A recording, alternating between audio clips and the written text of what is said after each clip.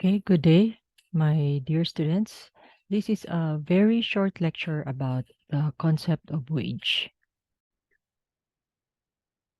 Okay, so let us start. So I'm going to discuss the basic concepts of wage.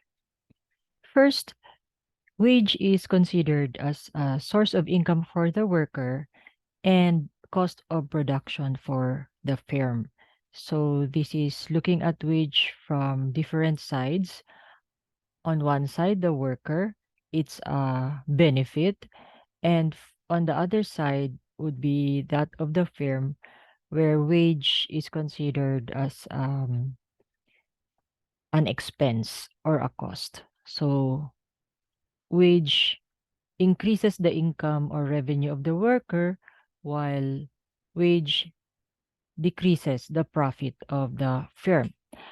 A second concept of wage is the money wage and real wage. So this is a very economic perspective.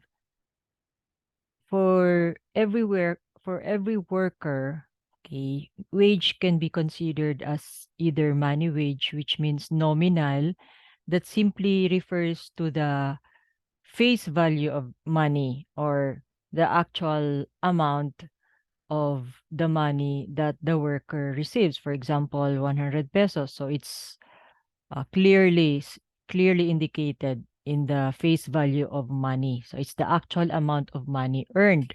But there's a very important concept of wage in economics called real wage.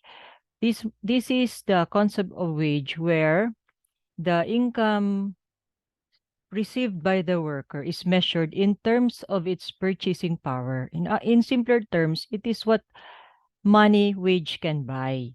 Real wage refers to the actual quantity of goods and services that the wage can buy. So of course, logically, if there is inflation or if inflation rate is increasing, real wage will decline. So money wage may still be the same. For example, a worker receives 1,000 pesos today. Okay, it's exactly the same 1,000 pesos, let's say 6 months after, like in May 2023. So the actual face value of money is still 1,000 in May 2023. If you're receiving 1,000 today and 1,000 6 months after.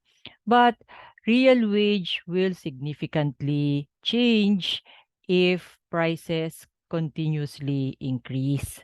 So the 1,000 pesos today may be able to buy a worker half sack of rice. That is the real wage of the income.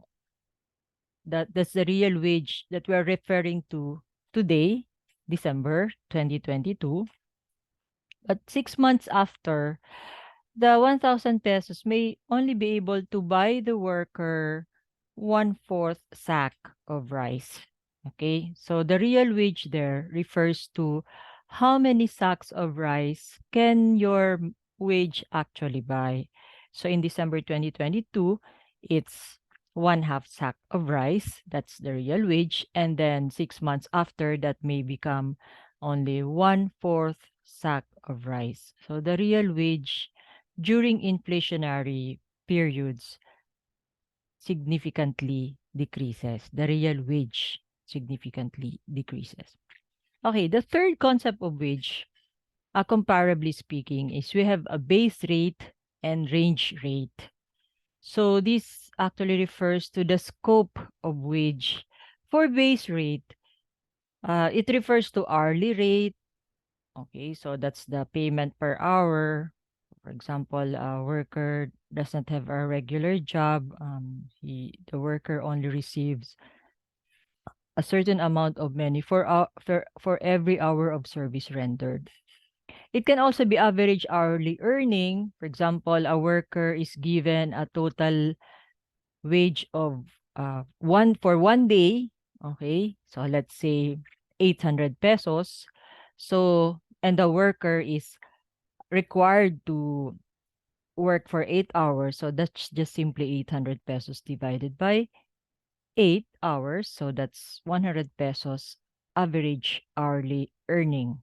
Or if the worker receives, for example, 1,000 pesos for one day, so for to work for 8 hours, then that would be 1,000 pesos divided by 8 hours. So you take the average hourly earning per day of work. Base rate can also refer to the specific amount that the worker receives for work done. So it's very much pointed on to the actual work rendered by the worker. That's the base rate. The other one is range rate.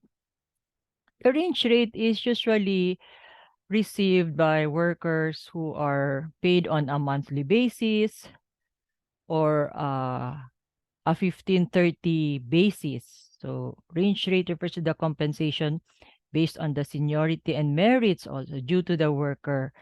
So different workers receive different monthly rate, not only because of the specific number of hours rendered, but it also is because the range rate or the compensation is also based on certain factors like seniority and merits. So in this slide, you would see the differences among workers can be because of education, experience, performance, and this is usually given to workers who are normally for above unskilled level. So workers are already above unskilled level, like professors. So even if, for example, there are 10 faculty members in a university, they are expected to work 8 hours a day.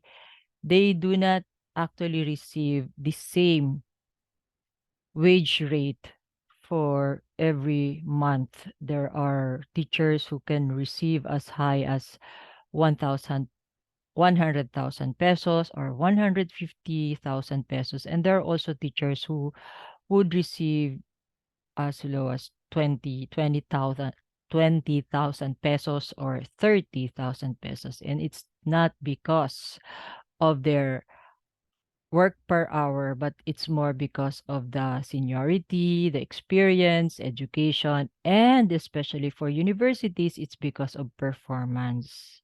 The more a teacher is able to engage in research, academic research, teacher publishes and continuously is getting cited in journals that would all be reflected in the range rate uh, which is a form of wage. The next set is this is not actually a comparison, but it's more of the non-economic concept of wage, which is called psychic wage. This refers to the immeasurable returns, meaning it cannot be measured. It's very hard to assign a monetary value to it, the psychic wage. But just the same, this particular concept of wage exists. So here it says it's a fact. Whether workers or employers or firms would admit it or not, there's this concept of psychic wage, which may be referred to as the sense of service. So that's priceless. You cannot assign a monetary value for sense of service. Many workers receive way below the wage that they deserve, but that's all right for them because they feel a sense of service. Just being of service to fellow human beings is enough compensation or wage for this kind of workers. Another one is another form of psychic wage is stimulating and challenging work. So as long as the worker is happy and it the worker feels that she improves or she is growing or she welcomes challenges in the work, regardless of the amount of money received, that worker continues to render service in an organization. Another one is feeling of responsibility and authority. So there are leaders or heads of organizations who are not compensated well enough, but because of the responsibility and authority that is given to them, they continue with their work. And then security and high assurance of career advancement can also be another form of psychic wage. So they feel secure even if the wage rate is not very high. They feel secure. There is a security of tenure, and they are also assured of career advancement at work. And finally, number five, work environment and associates. There are studies that claim that young people would prefer a good working environment, conducive work environment, and intelligent, high-performing coworkers. They would prefer those over a high wage rate. So that's for young people. And of course, there are also other workers of um, different ages who would prefer psychic wage over the high monetary wage rate. Okay, so in for the purpose of labor economics, we are going to adopt this definition of wage. It refers to the hourly total, so total hourly compensation, which includes the actual work done and a variety of fringe benefits. So we're not only referring to the base rate, but also the range rate, which we discussed earlier. These fringe benefits would include seniority, merits, qualifications. So the performance is also considered. So if you go back a little bit, that would be base rate and range rate. Okay. And of course it's still the definition of wage in labor economics would still be considered as a source of income for the worker and cost of production for the firm. Then we also have paid vacations, holidays, payment for Medicare, hospital insurance, pension funds, SSS, GSIS, Pag-ibig in the Philippine setting.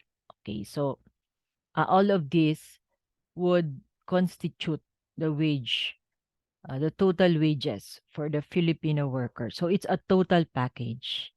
In other words, going back to our discussion earlier, the wage represents the amount that really costs the employer, the actual amount, what really costs the employer, and what the worker actually receives. Okay, so these are the references. MBA Knowledge Base. They have two articles that I used for this presentation. So that's all, class. Thank you very much. You are going to use this for your learning modules. Thank you and good day.